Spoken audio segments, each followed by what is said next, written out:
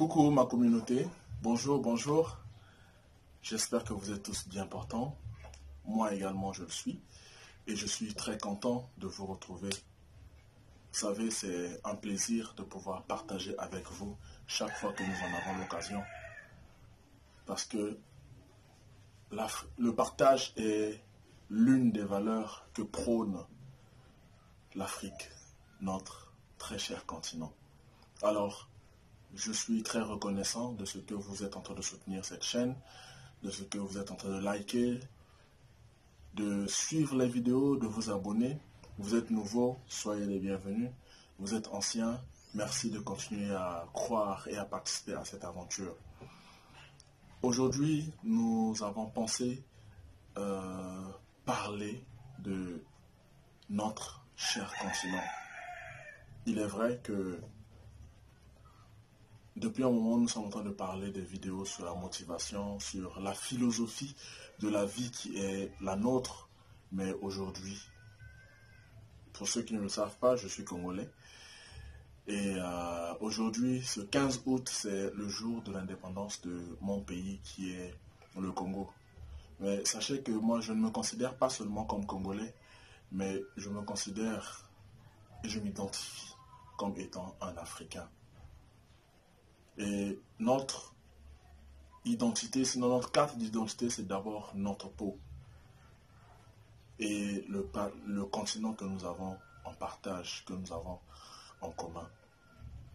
Alors, mon pays, aujourd'hui, et comme la plupart des pays africains d'ailleurs, célèbre les 60 ans de l'indépendance.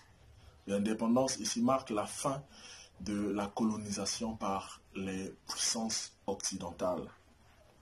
60 ans d'indépendance pour la majorité des pays africains, 60 ans de sous-développement, 60 ans de mauvaise gouvernance, 60 ans de détournement de deniers publics, 60 ans de corruption, 60 ans de pauvreté.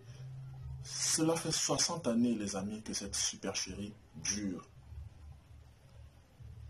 Alors, dans notre vidéo, nous allons faire un décryptage. Rappelez-vous que l'objet de la chaîne, ce n'est pas seulement faire de la motivation, mais nous faisons également des analyses, nous faisons également du décryptage.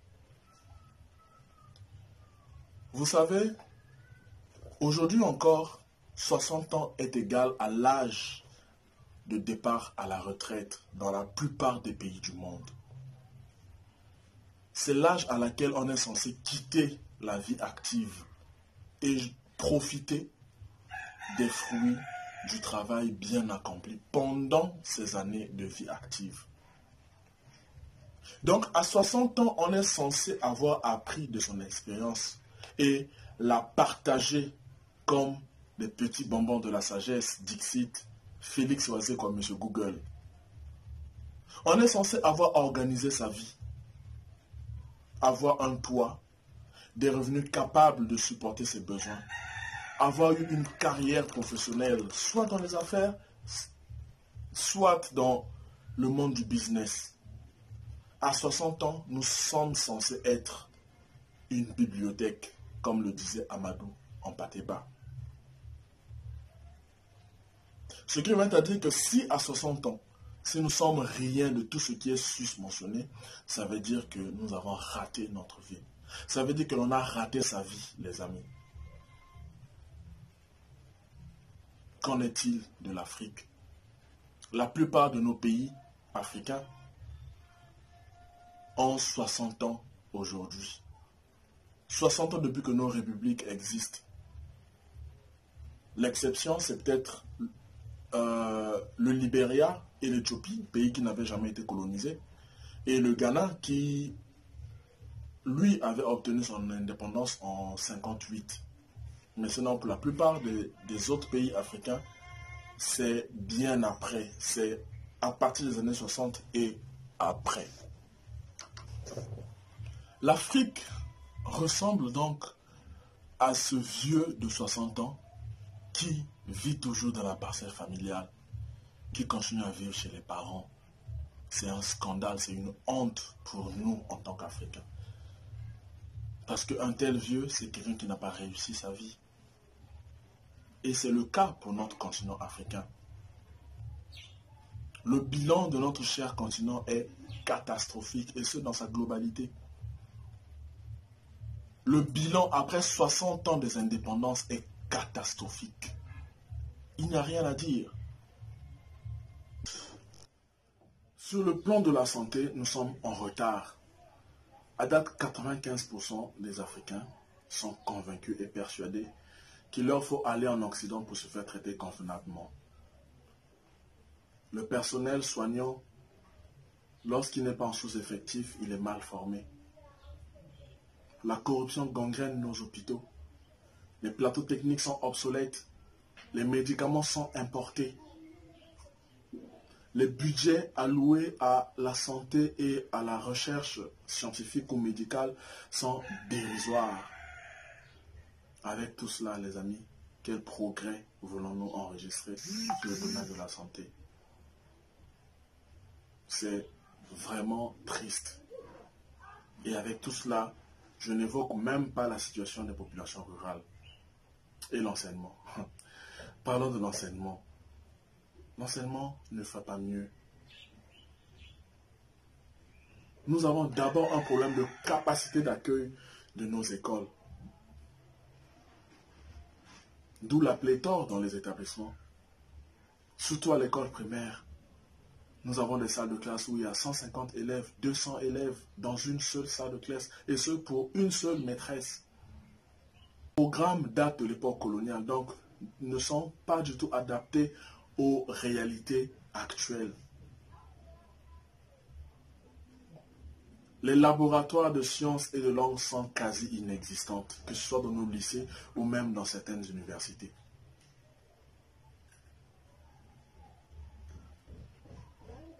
Et à côté de cela, il nous faut encore ajouter le problème des grèves. Les grèves à répétition. Et on croirait que ça se fait à tour de rôle. Grève des enseignants, suivie d'une grève des étudiants ou des élèves, et grève des enseignants encore, ainsi de suite. Les années académiques tirent en longueur. C'est déplorable. C'est déplorable, les amis. Et les universités africaines sont parmi les dernières dans les classements. Et l'économie, l'économie africaine, très dépendante des matières premières. Nous avons des économies de rente et qui sont de surcroît non diversifiées. Quoique l'on nous parle de diversité économique depuis plusieurs années et jusqu'à présent. Les deniers publics sont mal gérés, ce qui engendre des déficits budgétaires avec pour conséquence le recours à l'endettement, ce qui nous met à la merci des clubs de Paris et de Londres. Et quand cela ne suffit pas, nous allons faire la courbette aux institutions de Bretton Woods. Celles-là, à leur tour, nous soumettent à leur programme drastique d'ajustement structurel, de privatisation, etc. Et même là encore, nous gérons toujours mal. Le résultat, c'est que nous nous retrouvons étranglés. Et nous devons quémander leur clémence afin de bénéficier de l'effacement de la dette via l'initiative PPTE. Et ce sont ces mêmes pays qui, après être mis dans l'initiative PPTE, vont prôner l'émergence à un certain horizon.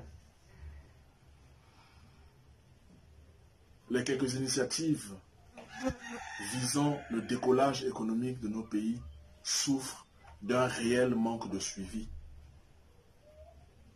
Ce qui fait que, à la fin, tout le monde se sert et rien n'est fait. Les pauvres populations se retrouvant avec des populations blanchies, avec des éléphants blanchis, pardon.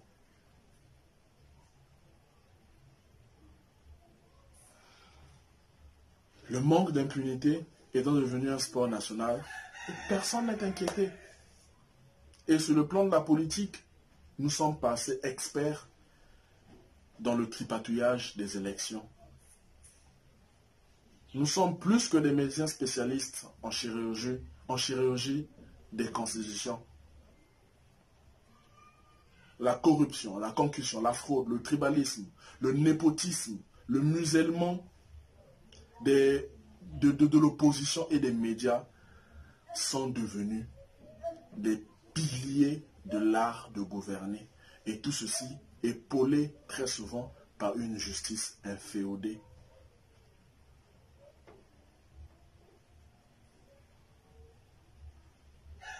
Nos dirigeants, la classe dirigeante est restée quasiment la même depuis les années d'indépendance jusqu'à date. Et donc, ce groupe d'hommes a formé un club là où ils passent leur temps à réfléchir aux salades qu'ils vont nous déverser afin de nous endormir. Et ils ont tous les mêmes politiques. Et ça vient par vague. Après la vague des indépendances, nous avons connu la vague des révolutions, nous avons connu la vague, après cela a suivi la vague des plans quinquennaux, après est venue la vague des conférences nationales souveraines, après cela c'était la politique de l'autosuffisance alimentaire, après nous avons eu les cinquantenaires que nous avons fêtés en grande pompe,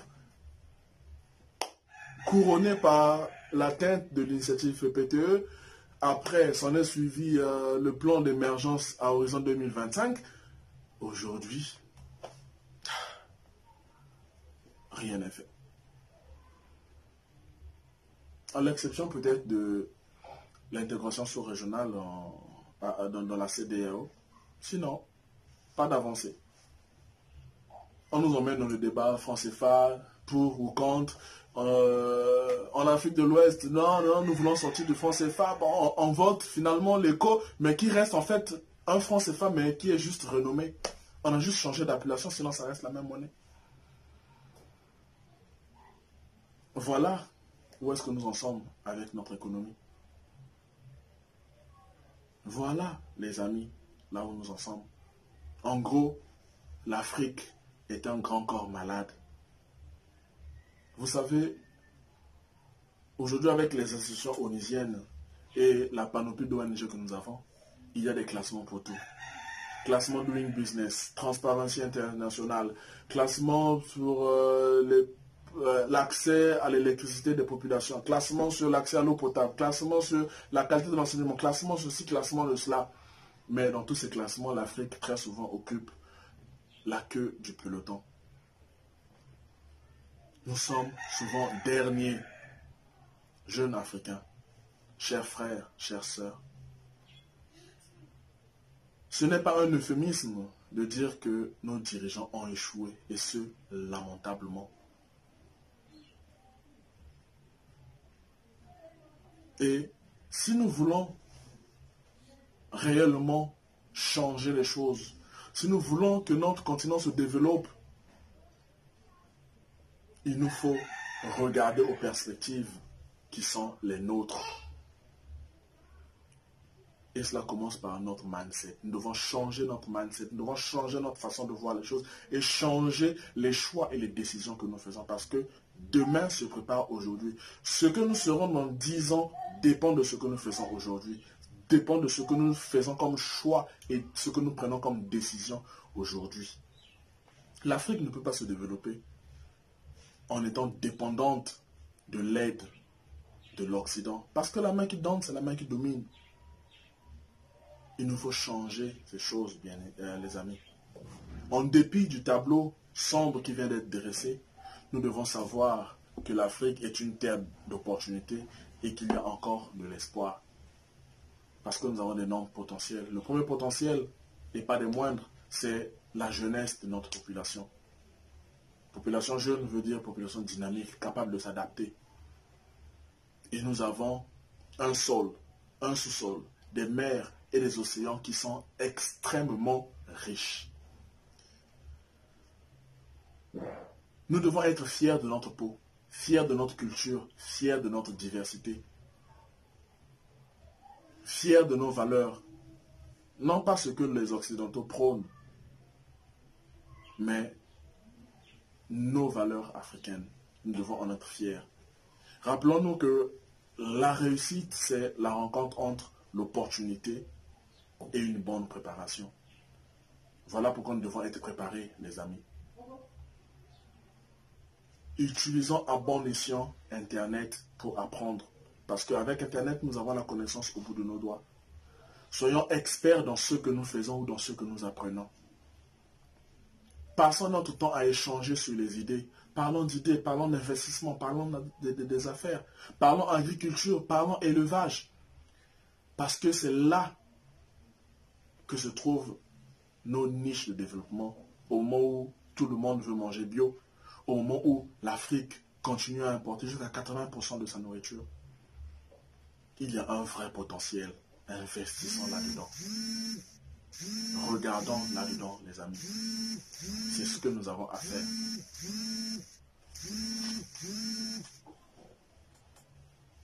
C'est ce que nous avons à faire, les amis. Et en guise d'opportunité, nous devons savoir que dans quelques décennies, plusieurs firmes internationales vont se délocaliser en Afrique, comme cela a été le cas pour l'Asie dans les années 80-90, même jusqu'au début des années 2000. Et cela a entraîné le développement de plusieurs pays asiatiques. Soyons préparés afin que lorsque ces entreprises vont venir sur notre terre, que nous puissions en tirer le plus grand profit. Parce qu'ils vont trouver une main-d'œuvre abondante, mais surtout qualifiée.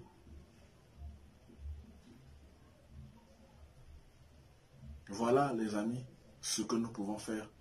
N'oublions pas que la route tourne et que nous devons garder espoir. Je vais terminer en partageant avec vous cette citation de Youssoufa, le lyriciste bantou, qui dit que être patient, ce n'est pas agir. Non, pardon. Être patient, ce n'est pas attendre, mais c'est agir en attendant. Merci, les amis. Bonne fête de l'indépendance aux Congolais et bonne fête à tous les Africains. As-nous motivation, éveille le potentiel enfoui en toi. Merci.